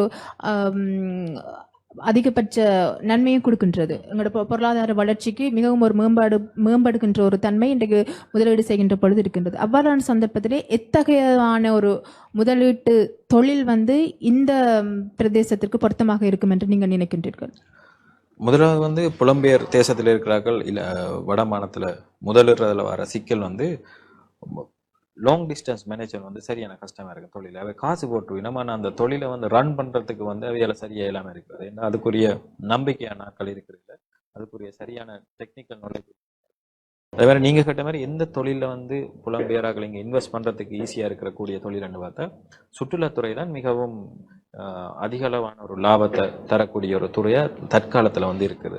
அதே மாதிரி இங்கே ஹோட்டல் சரி, டூரிஸ்ட் ஸ்பாட் சரி, இதுகளை வந்து ஜெனரேட் பண்ணுறது மூலமாக கூடுதலான இன்கம்மை பெற்றுக்கொள்ளலாம். ஆனால் இருக்கிற புலம்பெயர்களுக்கு ப்ராக்டிக்கல் இஷ்யூஸ் என்னென்னா வந்து எங்களோட வடமானத்தில் தொழில்கள் இதுகள் ஸ்டார்ட் பண்ணி போகிறதுக்கு ரூல்ஸ் அண்ட் ரெகுலேஷன்ஸ் வந்து கொஞ்சம் கூடவே இருக்கும். கன்னடங்கள் ஒரு வெளிநாட்டில் நாங்கள் ஒரு தொழில் ஸ்டார்ட் பண்ணுறதுக்கும் இங்கே ஒரு தொழில் ஸ்டார்ட் பண்ணுறதுக்கும் இங்கே வந்து ஒரு 1008 பெர்மிஷன் அந்த டிபார்ட்மெண்ட் இருந்துட்டு ஒரு ஃபார் எக்ஸாம்பிள் திடீரென்று ஒரு இன்வெஸ்டர் வந்து யோசிக்கிறார், மண்டதீவில் ஒரு தீவு ஒன்று குத்தகைக்கு எடுத்து அதை வந்து மோல்டிஸ் மாதிரி ஒரு டிசைன் ஒன்று செய்யணும் அந்த ஒரு விஷயத்தை எடுத்தால் அதை வந்து ஸ்ட்ரைட் ஃபார்வர்டாக அது ஒரு பெரிய ப்ரொசீஜரில் போய்கொண்டே இருக்கிறதால அவங்க வந்து அதை வந்து விட்டுருவாங்க ஒரு டைம். இப்போ கோஸ்டல் டிபார்ட்மெண்ட்டுக்கு போக வேண்டி வரும், தொழில் சார்ந்த இதுக்கு போக வேண்டி வரும், பிரதேச சபையிலேருந்து எல்லா விஷயங்களையும் கவர் பண்ணி வர ஒரு அந்த டெஸ்டினேஷன் போகிறதுக்கு இடையிலே அவங்களுக்கு வந்து அதுக்கு டைமும் அதுக்கு ஒரு இன்வெஸ்ட்மெண்ட்டில் இருக்கிற ஒரு ஐடியா வந்து போயிடும். இங்கே வந்து அந்த குயிக்காக தொழில்களை ஸ்டார்ட் பண்ணுறது சரியான கஷ்டமாக இருக்கிறதான் ஒரு மிக முக்கியமான ஒரு பிரச்சனை அந்த வெளிநாட்டாக்கள் வந்து இன்வெஸ்ட் பண்ணுறதுல. ஒரு வளர்ந்து வருகின்ற ஒரு பிரபல்யமாகின்ற ஒரு நபர்கள், அது தொழில் ரீதியாக இருந்தாலும் சரி, கலை ரீதியாக இருந்தாலும் சரி, இன்றைக்கு அந்த அவர்கள் எள்ளி நகையாடுகின்ற ஒரு தன்மை இருக்கிறது. அந்த கிரிட்டிசிசம் என்றது இருக்கிறதாலே நிறைய பேருக்கு பயம், ஏதோ ஒரு விஷயத்துல முன்னேறதற்கான பயம் இருக்கின்றது. இவ்வாறு எங்களுடைய வடமாகாணத்திலே அத்தனை வளங்கள் இருக்கின்றது. அத்தனை வளங்கள் இருக்கின்ற பொழுதிலும் அதனை எவ்வாறு பயன்படுத்துகிறார்கள் என்று கேட்டால் நிச்சயமாக அது மிகவும் குறைவாகத்தான் இருக்கிறது. சரியான வளங்களை சரியாக பயன்படுத்துகின்ற பொழுது உண்மையிலே இந்த பண்ணையை எடுத்துக்கொண்டால் கூட இந்த பண்ணையிலே ஒரு மிக சிறந்த ஒரு டூரிஸ்ட் ஸ்பாட்டாக நாங்கள் மாற்றக்கூடிய சந்தர்ப்பங்கள் நீங்கள் சொன்னது போல அதுக்கு மாநகர சபையினுடைய உதவிகள், அவ்வாறான உதவிகள் எல்லாம் ஒரு தேவை. ஆனால் அதை வழங்குவதற்கு அவர் முன்வருவதில்லை. அப்படிப்பட்ட ஒரு சூழலில் இந்த கிரிட்டிசிசம் என்ற ஒரு விஷயத்துக்கு எங்களுடைய இளம் சமுதாயத்தினரும் சரி, எல்லாரும் ஒரு வளர்ந்தவர்களும் சரி பயப்படுகிறார்கள். அவர்களுக்கு நீங்க என்ன சொல்ல விரும்புகின்றீர்கள்? நாங்கள் ஒரு துறையில் சரி நாங்கள் வளர்ந்து வரணும்னா அந்த கேரக்டர் அசாசினேஷன்ஸ் மற்றது இந்த கிரிட்டிசிசம் இது வந்து ஒரு காமன் ஃபேக்டராக இருக்கும். அதுகளை ஹேண்டில் பண்ண தெரிஞ்ச ஒரு ஆளெல்லாம் வந்து இந்த விஷயங்களை டீல் பண்ணி கொண்டு போகக்கூடியதாக இருக்கும். இப்போ நிகழ்காலத்தில் பார்த்தீங்கன்னா கணக்க யூடியூபர்ஸ் பெண்களாக இருக்கணும், கணக்க இந்த பாட்காஸ்ட் செய்கிறாக்கள் பெண்களாக இருக்கணும், பாய்ஸ் சரி கேர்ள்ஸ் சரி அவே எந்த ஒரு இந்த மீடியாவில் இருக்கைகளை வந்து அதில் வர சவால்கள் எல்லாம் கூட. ஆனால் அதில் ஃபேஸ் பண்ண கட்ஸ் இருக்கிறார்கள் வந்து இன்றைக்கும் மிகப்பெரிய ஒரு இடத்துல தொழில் ரீதியான வளர்ச்சியில் வந்து கொண்டிருக்கிறத நான் வழியிலேருந்து பார்த்து கொண்டிருக்கிறேன். முதலாவது கிரிட்டிசிசம் மற்றது இந்த கேரக்டர் அசாசினேஷன் இதுகளை வந்து ஹேண்டில் பண்ணுறதுக்கு முதலாவது செல்ஃப் கான்ஃபிடென்ஸ். என்னதான் நடந்தாலும் எங்களை நாங்கள் வந்து இடிஞ்சு போகக்கூடாது. என்னதான் நடந்தாலும் எப்போவுமே எங்களோட இருக்கிற உலகம் எங்களோட எந்த நிலையிலையும் இருக்கும். நாங்கள் எந்த பெரிய வளர்ந்தாலும் சரி எவ்வளவு கீழே விழுந்தாலும் சரி எங்களோட இருக்கிற உலகம் வந்து இருந்து கொள்ளும். அதே மாதிரி நாங்கள் எங்களோட இருக்கிற ஒரு நல்ல ஒரு உலகத்தை வந்து உருவாக்கி வச்சிருக்கணும். எங்களுக்கான மனிதர்கள், எங்களுக்கான தொழிலுக்கு தேவையான மனிதர்கள், இதுதான் வந்து எங்களை ஒரு ரிசோர்ஸை வந்து எங்களை ஹேண்டில் பண்ணி கூட்டிக் கொண்டு போகக்கூடியதாக இருக்கு. எங்களுடைய இன்றைய கால இளம் சமுதாயத்தை பார்க்கும் பொழுது இந்த சோஷியல் மீடியாவில் அளவுக்கு அதிகமாக நடமாடுகிறார்கள். அதை தாண்டி இப்போ மனிதர்களோட பேசுறதை குறைச்சு சோஷியல் மீடியா தான் அவர்களுடைய வாழ்க்கைன்றதான் மாறி போயிடுச்சு. அதை தாண்டி வந்து இந்த போதை புழக்கம்ன்றது வந்து என்ன சொல்றது ஒரு சகஜமான ஒரு விடயமாக மாறி இருக்கின்றது. ஸோ இந்த ரெண்டு விடயங்கள்ல இருந்தும் இளைஞர் யுவதிகள் வந்து மீண்டு ஒரு நல்ல பாதைக்கு செல்ல வேண்டும் என்ற பொழுது உங்களுடைய அட்வைஸ் என்னவாக இருக்கு? சோஷியல் மீடியா வந்து நாங்கள் எதை நோக்கி பாவிக்கிறோன்றதை பொறுத்து இருக்குது. சோஷியல் மீடியாவில் தனியாக நாங்கள் ரீல்ஸ் மட்டும் பார்த்து கொண்டிருக்காமல் கூடுதலான தொழில் முயற்சிகள் வந்து சோஷியல் மீடியாவில் தான் வந்து நாங்கள் மார்க்கெட் பண்ண கூடியதாகவும் இருக்குது. எங்களுக்கு எது தேவையோ அதை நாங்கள் அதன் மூலமாக ஜெனரேட் பண்ணக்கூடிய அது சோஷியல் மீடியா. ஃபார் எக்ஸாம்பிள் ஒரு ஹோட்டல் வச்சுருக்கேன்னா பேஜ்களை நாங்கள் ப்ரொமோட் பண்ணி எங்களுக்கு வந்து கெஸ்ட்டுகளை வந்து எடுக்கிறது கூடவே இருக்கும். ஒரு கிளாஸ் ஒன்று ரன் பண்ணுறேன்னா அதன் மூலமாக நடக்கும். சோஷியல் மீடியா வந்து தொழிலுக்கு வந்து எப்போவுமே ஒரு நன்மையாக இருக்கிற பொழுதிலும் அது நேரத்தை விழுங்குறதுன்றது அது வந்து உண்மைதான். நாங்கள் நார்மலாக ஒரு யாராக இருந்தாலும் சரி நாங்கள் ஒரு ஃபேஸ்புக்கோ பார்க்க போனோம்னா அதில் ஒரு அரை மணி நேரம் ஒருத்தரம் போயிடும். திடீரெண்டு டைம் பார்க்க ஒன்றும் செய்யலாது. அந்த ஹேபிட்லேருந்து வரேன்னா ஒரு செல்ஃப் டிசிப்ளினான ஒரு இது உண்டு, ஒரு ஸ்ட்ரக்சர் உண்டு. நாங்கள் எப்போவுமே இது செய்யணும். ஒரு பார்க்காம சோஷியல் மீடியா பார்க்காம ஒருத்தர் இருக்கலாம். மேபி ஒரு நாளைக்கு ½ அன் அவர் அதுக்குரிய ஒரு டைமை ஃபிக்ஸ் பண்ணி செய்யலாம். அதே மாதிரி இந்த காலத்தில் இருக்கிற பெரிய பிரச்சனை வந்து இந்த போதை பழக்க வழக்கம் சிறுவர்கள் பாடசாலைகள் மத்தியில். அதுக்கு இருக்கிற ஒரே ஒரு வழி வந்து எப்போவுமே வந்து பேரண்ட்ஸ் வந்து ஒரு 7 மணி அளவு ஒரு மானிட்டரிங்கில் பிள்ளையோட இருக்கணும். அதையும் தாண்டி முக்கியமான விஷயம் எப்போவுமே நாங்களாக நினைச்சத்தான் ஒரு விஷயத்தை செய்ய மாட்டோம். அப்போ ஒரு மாணவனுக்கு சரி சிறு வயது முதல்ல இதை செய்யக்கூடாதுன்னு சொல்லிக்கொண்டே வரைக்கலாம் அவனுக்கு ஒரு ஐடியா வரும். ஓகே இதுகளை செய்யக்கூடாது. கூடுதலாக ஃபேமிலி சார்ந்து ஒரு ஆக்களை நாங்கள் எப்போவுமே ஒரு அன்பாகவும் அரவணைப்பாகவும் அவே சார்ந்த அந்த என்வாயன்மெண்ட்டுக்கு வச்சிருக்க அவர்கள் வந்து இந்த தேவையில்லாத பழக்கங்களுக்கு வந்து போகிறத வந்து மிகவும் தடுத்து கொள்ளலாம். மற்றது அவேண்ட வயசு ஆக்களோட வந்து பழக்கங்களை வந்து மெயின்டைன் பண்ணிக்கொள்ள கணக்கு பிரச்சனை வருது. ஆண்டுட்டு படியம் வந்து A-level அண்ணாவோட ஃப்ரெண்ட்ஷிப் வச்சிருப்பார், பைக்கில் ஏறி போவார். ஆண்டாறு படிக்கிறவர் கம்பஸ் அண்ணாவோட ஐஸ்கிரீம் குடிக்க போகிறேன்னு போவார். இந்த விஷயங்களை வந்து நாங்கள் மிகவும் தெளிவாக டீல் பண்ணக்கூடியதாக இருக்கணும். அந்தந்த வயசுக்காரருக்கு அந்தந்த வயசு நண்பர்களை தான் வந்து எப்போவுமே வச்சிருக்கிற ஒரு நிலைமையில வச்சிருக்க வந்து இது ஒரு கட்டுப்பாட்டுக்கு இருக்கலாம். சரி, அப்படி இருக்கும் பொழுது நீங்கள் பல தரப்பட்ட விருதுகளுக்கு சொந்தக்காரர் என்று கூட சொல்லிக்கொள்ள இயலும். அப்படி இருக்கும் பொழுது உங்களுக்கு மறக்க முடியாத விருது, உங்களுடைய வாழ்க்கையில் அடுத்த கட்டத்துக்கு நகர்த்து சென்ற விருது அப்படி என்று சொல்லும் பொழுது எதுவாக இருக்கு? இன்ஜினியரிங் டிகிரி தான் எனக்கு ஒரு மறக்க இல்லாத ஒரு விருதாக இருந்தது. என்னத்துக்காண்டி ஏன்னா அந்த விருதை பெறத்துக்கு நான் அதுக்கு முன்னே வாழ்க்கை ஃபுல்லாகவே உழைச்சிருக்கிறேன். அந்த ஆண்டோண்டு படிக்கிறதுலேருந்து டியூஷன் போனதுலேருந்து யூனி போகிறதுலேருந்து அதை முடித்ததுலேருந்து. அதே மாதிரி மறக்க முடியாத ஒரு விருதுண்டா பொறியியல் துறையில் வந்து அந்த டிகிரி கிடைச்சது. ஏன்னா எங்களோட பரம்பரையில் ஒருத்தருமே பொறியியல் துறை போனதில்லை. எங்களோட ஜெனரேஷன்லேயே முதலாவது ஒரு ஆள் மொரட்டோ யூனிவர்சிட்டிக்கு போனது அந்த பெருமை வந்து எனக்கு இருக்குது. அதுதான் வந்து லைஃப்லேயே மறக்கல. அது என்ன அந்த புள்ளியிலிருந்து தான் என் வாழ்க்கை வந்து அடுத்த ஸ்டெப்புக்கு போகக்கூடிய இருந்தார். மிச்ச தொழில் துறையில் டெவலப் ஆகிறதுக்கும் சரி மிச்சம் எல்லாத்தையும் ஒரு அடையாளமாக அமைஞ்சது அந்த ஒரு நிகழ்வு தான். நிச்சயமாக நீங்கள் இந்த பாடசாலை வாழ்க்கையை பற்றி கூறிக்கொண்டிருக்கின்ற போது எல்லோருடைய பாடசாலை வாழ்க்கைகளும் மறக்க முடியாத ஒரு விடயமாக இருக்கிற நிறைய ஃபன் மூமெண்ட்ஸ் இருக்கும், நிறைய சீரியஸான விஷயங்கள் நடந்திருக்கும். ஸோ எல்லாமே வந்து நாங்கள் என்ஜாய் பண்ணி தான் எல்லாரும் பாடசாலை காலத்தை விட்டு வெளியில் வருவோம். ஸோ பாடசாலை காலத்தில் உங்களால் மறக்க முடியாத ஒரு விடயம், சில டைமில் வந்து டீச்சர்ஸ்ட்டு அடி பண்ணுறதும் சகஜமாக இருக்கும். அதை போல் வந்து நாங்கள் சீரியஸாக படிச்சுட்டு இருக்கிற போது மார்க்ஸ் வரலன்னு அதை ஃபீல் பண்ணுறது இருக்கும். இப்படி நிறைய விஷயம் சொல்லிகிட்டே போகலாம் ஸ்கூல் லைஃப்பில். ஸோ உங்களுடைய வாழ்க்கையில் மறக்க முடியாத ஒரு ஃபன் மூமெண்ட் அப்படின்னு சொன்னால் என்ன சொல்றீங்க? ஃபன் மூமெண்ட் என்னென்னா பெரியவங்க கல்லூரியில் படித்து கொண்டிருக்க கிரிக்கெட் டீமில் விளையாடிக்க எங்களோட கோச் சொல்லுவார் ஒரு நாளுமே ப்ராக்டிஸ் முடிய ஜூஸ் குடிக்கக்கூடாது. அப்போக்கி நாங்கள் பெரியவங்க கல்லூரியில் படிக்கிற எல்லாருமே சுண்டுக்குழி பக்கம் மினக்கிறது கொஞ்சம் கூடத்தானே, அது எல்லோரும் குமனான விஷயம்.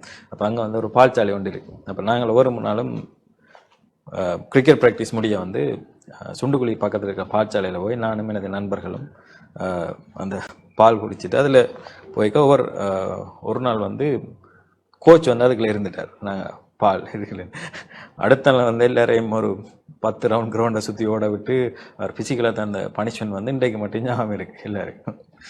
நிச்சயமாக பாடசாலை வாழ்க்கையை பற்றி சொல்லிட்டு போனோம்னு சொன்னா டைம் போய்கொண்டே இருக்குமென்று தான் சொல்லிக்கொள்ள முடியும். சில விஷயங்கள் சொல்ல முடியாத விஷயங்களாகவும் இருக்கும். இவ்வாறு பார்க்கையிலே வந்து நீங்க உங்களுடைய இன்டர்வியூ இப்போ ஸ்டார்ட் பண்ண டைம்ல இருந்து நீங்க சொன்ன ஒரு விஷயம், மெயினான ஒரு விஷயம், எல்லாத்துக்கும் பிரதானமான ஒரு விடயம் வந்து டைம் மேனேஜ்மெண்ட்ன்றதை வந்து நீங்க ஹைலைட் பண்ணியிருந்தீங்க. ஸோ டைம் மேனேஜ்மெண்ட் அப்படின்னு சொல்லி பார்க்கின்ற போது நேரத்தை கையாள தெரியாத ஒரு முறைதான் வந்து பலருடைய வாழ்க்கை பின்தங்கி போவதற்கான காரணமாக இருக்கின்றது. நேரத்தை எவ்வாறு கையாள வேண்டும், எவற்றுக்கு முக்கியத்துவம் கொடுக்க வேண்டும், எவ்வாறு நீங்கள் நேரத்தை கையாண்டு இவ்வாறு ஒரு நிலையில் இருக்கிறீர்கள் என்று சொல்லி முதலும் பகிர்ந்திருந்தீர்கள். ஸோ இந்த நேரத்தை எவ்வாறு கையாள்வது, எதற்கு முக்கியத்துவம் கொடுப்பது என்பது விடயங்களை எங்களுக்கு சொல்லுவீங்களா? நிச்சயமாக. ஏன்னா தனிப்பட்ட நான் எப்படி ஃபாலோ பண்ணுற விஷயத்த சொல்கிறேன். ஒவ்வொருத்தருக்கு ஒரு தனி ஸ்டைல் இருக்கும். ஜென்ரலாக வந்து நாளை அண்டையே இன்றைக்கு நாங்கள் ஸ்ட்ரக்சர் பண்ணின வந்து எங்களுக்கு நாளை அண்டையே வந்து நல்ல ஒரு ப்ரொடக்டிவாக இருக்கும். ஒவ்வொரு நாளும் 24 மணி நேரம் இருக்குது. நித்திரைக்கு உரிய டைமை விட்டுட்டு மிச்சடைய மார்னிங்லேருந்து என்னென்ன செய்கிறாண்டு ஒரு ட்ரோவில் நாங்கள் ஒரு டைரியில் மார்க் பண்ணி வைக்கிறது. கூடுதலாக இப்போ எல்லாரும் ஃபோன் தானே, ஃபோனில் ஜென்ரலாக நான் என்ன செய்கிறேன், நோட்ஸில் போட்டு வைப்பேன். இப்போ நாளைக்கு அன்றைக்கு 1 2 3 என்ன முதல் 8 மணிக்கு வந்து என்னென்ன செய்கிறேன்னு போட்டு வைக்க ஒவ்வொரு விஷயம் முடியக்க அதை டிக் பண்ணி விடுறது. அப்புறம் 5 மணி போல இருக்கா பார்த்தா ஓகே இந்த விஷயம் மிஸ் பண்ணியிருக்கேன்னா அதை வந்து இருக்கா ஃபில் பண்ணி விடுறது. அப்போ அந்த ஒரு டேக்கு முதலே எங்களுக்கு அடுத்த நாள் நாங்கள் பிளான் பண்ணினா வந்து அந்த டே வந்து ப்ரொடக்டிவாக இருக்கும். நாங்கள் செய்கிற பெரிய பிள்ளை என்னென்னா இன்றைக்கு விடிய ஒலிம்பிட்டு தான் இன்றைக்கு என்ன செய்கிறேன்னு யோசிக்கிறேன். இன்றைக்கு விடிய ஒலிம்பிட்டு இன்றைக்கு என்ன செய்யலான்னு யோசிச்சுட்டு டக்குன்னு முடியும் ஓகே இன்னும் கொஞ்சம் நித்திரோன்னு படுத்துருவோம் திருப்பி ஒரு 2 hour. சரி, அதான் ஒரு அந்த நாங்கள் நேரத்தை வந்து வீணாக்குறது வந்து கூட. மற்றது வந்து ஒரு அவரேஜ் ஆளாகவே இருக்கும். நம்ம படிகளோட தெரியணும், ஃப்ரெண்ட்ஸோட ஒரு ஆர்டினரியால இருக்கணும். அதுக்காண்டி நாங்கள் ஒரு சமூகத்திலேருந்து பிலத்தின் ஒரு வித்தியாசமான ஆக்களாக இருக்கக்கூடாது. அவரேஜால் அந்தந்த டைம் ட்ரிப் போகிற படிக்கிற டைம் விளையாடுற டைம் விளையாடுற ஃப்ரெண்ட்ஸ் எல்லாம் இருக்கும். அதுக்கு உரிய டைமை வந்து நாங்கள் மேனேஜ் பண்ணணும். இதே நான் வந்து பாடசாலை காலத்துலேயே அந்த நண்பன் அந்த மெடிசின் போன நண்பன் என்று சொன்னான். அவன் வந்து 6 மணி மட்டும்தான் அவன் விளையாட்டு டைம் லொக் பண்ணி வச்சிருந்தேன். 4லேருந்து 6 மணிக்கு அவன் பெட்டை போட்டுட்டு வீட்டை போயிடுவான். நான் படிக்கணும்னுட்டு அவர் அந்த அவன் பெட் பண்ணி கொண்டு இருக்கோன்னே பெட்டை வச்சுட்டு போவான். நார்மலாக்கள் அப்படி போனான், இல்லை இன்னொரு 1 hour ஒரு விளையாடிட்டு போவான். அவன் அந்த டைம் வந்து அதுக்காக அவன் படிப்புக்காண்டு ஃபிக்ஸ் பண்ணி வச்சுக்கணும். 6 மணிக்கு பெட்டை வச்சுட்டு போயிடுவான். அப்படி கண்ணுக்கு முன்னால் உதாரணங்கள் எனக்கு முன்னால் இருந்தபடியே அவங்கள பார்த்து அப்படியே பழகி கொண்டு வந்துட்டு. உங்களுடைய நேர்காணலூடாக நான் உணர்ந்து கொண்ட ஒரு விஷயம், நீங்கள் ஒரு தன்னிறைவான மனிதர். எவ்வாறு நீங்கள் உங்களை மகிழ்ச்சியாக வைத்திருக்கிறீர்கள்? எப்போதும் நீங்கள் மகிழ்ச்சியாக இருக்க விரும்புகின்ற நபரா? அப்படி மகிழ்ச்சியாக இருக்க நீங்கள் என்னெல்லாம் செய்கின்றீர்கள்? மகிழ்ச்சியாக இருக்கிறதுக்கு நான் என்ன செய்கிற விஷயம் என்னென்னா வந்து தேடல்களை வந்து குறைச்சி கொள்கிறேன். அளவுக்கு மிஞ்சின இப்போ எனது நிலையை வந்து செல்ஃப் அசஸ்மெண்ட் செஞ்சு என்னால் இதே இல்லை, என்னால் இதை ஆசைப்படையிலும், என்னால் நான் இன்றைக்கு நின்று நான் பிளேன் வாங்கி விடணும், பிளேன் நான் டான் டிவிக்கு வரணும்னு ஆசைப்படையலாம். இப்போ அதே நேரம் இருக்கிறதுல வந்து எப்போவுமே தன்னிறைவாக இருக்கிறது. அதைத்தான் வந்து நான் எப்போவுமே ஒரு மகிழ்ச்சிக்கான ஒரு டூலாக இருந்தேன். நான் ஒரு லுமாலா சைக்கிளில் டியூஷனுக்கு போய்க்கல அந்த சைக்கிளை வந்து நாங்கள் வடிவாக துடைச்சி டென்னிஸ் போல் எல்லாம் வச்சு எப்படி போனோம் அந்த அவ்வளோ ஒரு ஆசையாக இருக்குல்ல, அதே காணுமன்ற மாதிரி. அதே மாதிரி இன்றைக்கு வந்து ஒரு லேண்ட் குரூசர் ப்ராடோவில் இருந்து 10 வானம் வச்சிருக்கிறேன். இன்றைக்கு இந்த நிலையிலே அந்த நிலையில இருந்த அதே ஆசை எப்போவுமே ஒரு வானம்னா சின்ன டஸ்ட் இருந்தாலும் அதை துடைச்சி அதை பார்க்குறது. எது எங்களுக்கு அந்தந்த காலப்பகுதியில் இருக்கோ அதில் வந்து எப்போவுமே தன்னிறைவாக வாழ்ந்து கொள்றதான் வந்து ஒரு சந்தோஷத்துக்கான டூல். ஒரு அபிவிருத்தி அடைந்த நாட்டிலே வாழ்ந்து கொண்டிருக்கின்றீர்கள். இப்போ இவ்வாறு இருக்கின்ற சந்தர்ப்பத்தில் அபிவிருத்தி அடைந்து வருகின்ற நாடு எங்களுடைய கலாச்சாரம், ஏனென்றால் நீங்கள் இரிகேஷன் டிபார்ட்மெண்ட்லேயும் இங்கே வேலை செஞ்சிருக்கிறபடியால் இந்த ஒரு அரசியல் கலாச்சாரமும் உங்களுடைய இப்போது வாழ்கின்ற அந்த ஆஸ்திரேலியா நாட்டினுடைய கலாச்சாரமும் வேலை செய்கின்ற இடத்திலே இவ்வாறு இருக்கின்றது. ஒர்க்கிங் கல்ச்சர் வந்து 2 இடத்துலையுமே டோட்டலி டிஃப்ரெண்டாக இருக்கும். இங்கே நான் முதலே சொன்ன மாதிரி அங்கே வந்து அவர்ஸுக்கு தான் வந்து பேமெண்ட், அந்த ஒரு அவர்ஸுக்கு நாங்கள் செய்கிற ப்ரொடக்டிவிட்டி வந்து கூடவே இருக்கும். இங்கே வந்து எங்களுக்கு மந்த்லி சேலரி கிடைக்கிற மாதிரி அங்கே வந்து 2 வீக்ஸுக்கு ஒருக்கா சேலரி கிடைக்கும். அதே மாதிரி ஒர்க்கிங் கல்ச்சரில் வந்து ஒர்க் பண்ணுறாக்குள்ள மைண்ட் செட் வந்து கொஞ்சம் டிஃப்ரெண்டாக இருக்கும். இப்போ ஃபாரினில் வந்து ஒரு நாளுமே பர்சனல் கேள்வியை கேட்க மாட்டாங்க வேலை செய்யக்கல. நீங்கள் எங்கே இருந்து வந்த நீங்கள், உங்களுக்கு எத்தனை சவரம், அவனுக்கு வேலை ரிலேட்டடான கேள்வி மட்டும்தான் கேட்பாங்க. ஆனால் இப்போ எங்கட உள்ள இருக்கிற பிரச்சனை என்ன, புதுசாக ஒரு ஆள் வேலைக்கு போனால் நீங்கள் எந்த இடம் அண்டு தொடங்கினோம் சரியா, அப்போ குடும்பத்தில் எத்தனை பேர், ஒரு நாளுமே ஒரு ஆளுக்கான பர்சனல் கேள்வியில் தொழில் சார்ந்த இடங்களை தேவையில்லை. 2 நாள் பழகிட்டு 3 நாள் சொல்லி நமக்கு வீட்டை லஞ்சுக்கு வாங்குவோம், மகன் பர்த்டேக்கு வாங்குவோம் அண்ட் ஒரு இது வேறு. ஆனால் வெளிநாட்டில் ஒரு நாளுமே, நான் ஒரு 3 வருஷமாக ஒரு நிறுவனத்தை வேலை செய்கிறேன். நான் எந்த ஒரு ஸ்டாஃப் ஒரு வீட்டுக்கோ ஒரு ஃபங்க்ஷனுக்கோ போனதில்லை. அதே மாதிரி நானும் கூப்பிடுறேன். தொழில் விஷயம் தொழிலோட சரி, அந்த டீலிங் அங்கே மட்டும்தான் இருக்கும். அந்த இடத்துல அதே நேரம் 5 மணிக்கு பிறகு கோல் அடிச்சு கேட்கல, இன்றைக்கு ஆஃபீஸில் என்ன நடந்தது, அவர் அப்படி சொல்லிட்டாரு, இவா இப்படி சொல்லிட்டாண்டு கோசிப் கதைக்கிற மாதிரி இருக்காது. அந்த இடத்தோட சரி, நம்ம அந்த ஒரு நல்ல ஒரு பியூட்டிஃபுல் ஒரு என்வாயன்மெண்ட் உண்டு. வேலை டைமோட வேலை உலகம் சரி, அதுக்கு பிறகு எங்களோட தனிப்பட்ட உலகம். புலம்பெயர்ந்த தேசத்திலும் பணியாற்றிருக்கிறீர்கள், இங்கேயும் இருந்திருக்கிறீர்கள். அப்படி இருக்கும் பொழுது நீங்கள் சமூகத்தில் ஒரு நேர்த்தியான பிரஜை என்னும் பட்சத்தில் உங்கள்கிட்ட ஒரு கேள்வி என்ன அப்படின்னு சொல்லி பார்த்தீங்கன்னா, அங்கத்தில் இருக்கக்கூடிய அரசியல் சூழலும் இங்கே இருக்கக்கூடிய அரசியல் சூழலுக்கான உங்களுடைய பார்வை எவ்வாறு இருக்கின்றது? என்ன விடயங்கள் எங்களுடைய அரசியல் கட்சிகள்லையும் அரசியல் சமூகத்திலையும் மாற்றம் பெற வேண்டும்? அரசியல் சூழல் ஃபாரின் எடுத்து பார்த்தா இது ஒரு 100க்கு 90% அவங்க அந்த சமூகத்தின் டெவலப்மெண்ட்லேயே ஒர்க் பண்ணுவாங்க. ஒரு சமூகம், ஒரு பிரதேசம், அது சார்ந்த அபிவிருத்தி தான் அவங்களோட ஃபர்ஸ்ட் ப்ரையாரிட்டியாக இருக்கும். எங்கட நாட்டை எடுத்து பார்க்க ஒவ்வொரு கட்சிகளும் அவைய நிலையை நிறுத்தி கொள்றதுக்கான என்னென்ன செயற்திட்டங்கள் செய்யணுமோ அதுக்குரிய செயற்திட்டங்கள் செய்கிறதுலேயே அவங்க தங்களை தான் முதல் கேவன்றாங்க, பப்ளிக்கை பின்னுக்கு வைக்கணும். அங்கே பப்ளிக் தான் முன்னோம், பப்ளிக் தான் டிசிஷன் மேக்கர்ஸ் அந்த மாதிரி தான் போகும். ஏன்னா பப்ளிக் நினச்சா என்னவுமே நடக்கும். பப்ளிக்காண்டி சேவ் பண்ணுற ஒரு கல்ச்சர் அங்கே பொலிட்டீஷியன்ஸில் இருக்குது. இங்கே பொலிட்டீஷியன்ஸ் தங்களுக்கு தேவையான விஷயங்களை செய்கிறதுக்குரிய செயற்திட்டங்களை செய்யணும். இப்போ நடக்கிற விசாரணைகளை பார்த்தீங்கன்னாலே தெரிஞ்சிருக்கும். அந்த கடந்த கால பிரச்சனையில் நடந்த விஷயங்கள் கூட தங்களுக்கு ஒரு விஷயம் தேவைக்காண்டி மக்களை பாவிக்கிற ஒரு நிலை எங்களோட நாட்டில் இருக்குது. அங்கே மக்களுக்கு என்ன தேவையோ அதை அந்த அரசியல்வாதிகள் செய்து கொடுத்து கொண்டிருக்கணும். அப்படி செஞ்சு கொடுக்கலாதாக்கள் அடுத்த முறைக்கு நிலைக்க மாட்டினோம். அங்கே இன்றைய நாளில் பல விடயங்களை நீங்கள் பகிர்ந்து கொண்டிருக்கிறீர்கள். நீங்கள் எத்தனையோ சவால்களை எதிர்நோக்கி இருக்கிறீங்கன்னு சொல்லியிருக்கிறீங்க. அது மாத்திரமில்லாமல் பல்துறை சார்ந்து உங்களுடைய கால் தடத்தை பதித்து கொண்டிருக்கிறீர்கள் அப்படின்னு சொல்லிக்கொள்ள முடியும். அவ்வாறு இருக்கையிலே இந்த யாழ்ப்பாண மாணவர்கள் இன்றைய நாட்களில் நாங்கள் உங்களுடைய கராத்தே தொடர்பாக பார்க்கின்ற போது நாங்கள் எண்ணி பார்க்கக்கூடிய மாணவர்கள் தான் இருக்கிறார்கள். சில சமயங்களில் எங்களுக்கு தெரியாமலே இருக்கின்றது, சில நிகழ்ச்சிகளின் போது தான் அவர்களை பார்க்கக்கூடியதாக இருக்கின்றது. ஆகவே அவர்கள் தங்களை வளர்த்து கொள்ள வேண்டும். நீங்கள் சொல்றது போல ஆஸ்திரேலியா நாட்டில் ஸ்போர்ட்ஸுக்கு ப்ரியோரிட்டி கொடுக்கறதா சொல்லியிருந்தீங்க. அது மாணவர்கள் எந்த நிலையில் இருந்தாலும் தங்களுடைய அந்த கலைத்திறனை வளர்த்து கொள்ளக்கூடியதாக இருக்கின்றது. அவ்வாறு இருக்கையிலே எங்களுடைய யாழ்ப்பாண மாணவர்கள், யாழ்ப்பாண மக்கள் இந்த கராத்தையில ஈடுபாடு காட்ட வேண்டும் என்று சொன்னால் அதனால் கிடைக்கக்கூடிய பெனிஃபிட் என்னன்றதை அவங்களுக்கு நாங்கள் தெளிவுபடுத்த வேண்டியதா இருக்கு. ஸோ எங்களுடைய மாணவர்கள் ஏன் அதனை பயில வேண்டும் என்கிறதுக்கான அந்த பெனிஃபிட்ஸ் நீங்க பகிர்ந்து கொள்ள முடியுமா? கராத்தே பயில வேண்டியதுக்கான பெனிஃபிட்ஸ் நான் முதலே சொன்ன மாதிரி இப்போ கராட்டே பழகிறாத்தான் ஒரு செல்ஃப் கான்ஃபிடென்ஸ் வளரும். அதே மாதிரி ஃபிசிக்கல் ஃபிட்னஸ் இருக்கும். உங்களோட பேரலல் ஏஜ் குரூப்பில் இருந்தாக்கள் யங்காக மெயின்டைன் பண்ணிடலாம். மற்றது எந்த ஒரு சவாலையும் தாங்கிக் கொள்கிற ஒரு மனநிலையை நாங்கள் வளர்த்து கொள்வோம். ஏனெண்டா எங்களோட கிளாஸ் ஃபிசிக்கலாக ஒரு ட்ரைனிங்களே ஹார்டாக தான் இருக்கும். அப்போ அவை ஒரு நாளுமே சூசைடை நோக்கி போக மாட்டேன். என்ன ஒவ்வொரு நாளுமே சூசைட் தானாங்க விளங்குதானே. அப்போ ஒரு வலிகளை கூட தாங்கக்கூடிய ஒரு உயிர் மிகப்பெரிய வெற்றிகளை அடையும். மற்றது எதையும் தாங்கக்கூடிய ஒரு நிலையில் இருப்பினோம். அதனால் இப்போ கராட்டே பழகினா நாங்கள் எப்போவுமே மென்டலி ஃப்ரீயாக, ஃபிசிக்கலி ஃபிட்னஸாக, சொசைட்டியில் ஒரு ஆக்டிவ் பர்சனாக இருக்கலாம். நாங்கள் கண்ணுக்கு முன்னால் பார்த்தாக்களும் அப்படித்தான். ஒரு மாணவன் ஜாயின் பண்ணிக்க ஒரு அமைதியான ஒரு இதாக இருப்பான். அவன் அவர் நிலைகள் கூட அவர்லேயே பற்பல மாற்றங்களை பார்க்கலாம். இப்போ எனது மாணவர்களே கணவர் இந்த முறை பொறியியல் படத்துக்கு போகிறாங்க. கராட்டிலையும் ஷைன் பண்ணிக்கொண்டு, கல்வியிலையும் ஷைன் பண்ணிக்கொண்டு இதுக்குள்ளே போயிடும். நேயர்களை இன்றைய தினமும் இந்த நிகழ்ச்சியூடாக இணைந்து கொண்டு நல்ல பல விடயங்களை சமூகத்துக்கு வழங்கிய பொறியியலாளர், தொழில் முயற்சியாளர் மற்றும் கராத்தே பயிற்றுவிப்பாளர் ரட்னம் ரொசிஹரிந்த் அவர்களுக்கு நன்றிகளை கூறிக்கொண்டு, மற்றும் இந்த நிகழ்ச்சியூடாக இணைந்து கொண்டு நல்ல பல கேள்விகளை எழுப்பிய சமூக பிரதிநிதிகள் இருவருக்கும் நன்றிகளை கூறிக்கொண்டு, மற்றும் ஒரு நிகழ்ச்சியின் வாயிலாக உங்களை சந்திக்கும் வரையில் உங்களிடத்திலிருந்து விடைபெற்று செல்லும் நான் உங்கள் அனுராஜ். நன்றி நேயர்களே.